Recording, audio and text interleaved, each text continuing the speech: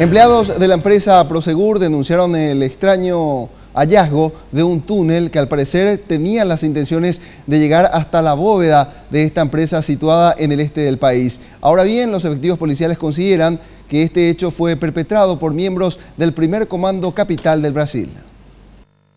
La fosa fue encontrada en la mañana de este lunes en el subsuelo de la empresa, por donde ingresan los autos blindados. Tras la denuncia, los técnicos del Grupo Especial de Operaciones constataron que efectivamente bajo el piso había un pasillo que conectaba a la bóveda. En el lugar fueron hallados equipos de excavación y cajas de explosivos que fueron detonados en la noche del domingo. El hecho ocurrió ya en horas de la noche, sin embargo esta mañana recién tuvo conocimiento de la policía. Al principio, los investigadores pensaban que el orificio habría sido causado por la explosión. Sin embargo, tras adentrarse en el lugar se pudo divisar un trabajo fino de ingeniería que habría demandado al menos 8 meses de preparación. La policía maneja como hipótesis que el objetivo era ingresar a la bóveda del sitio, ingresar al edificio y tomar por asalto el local. ¿Se pudo concretar o corroborar entonces la existencia del túnel?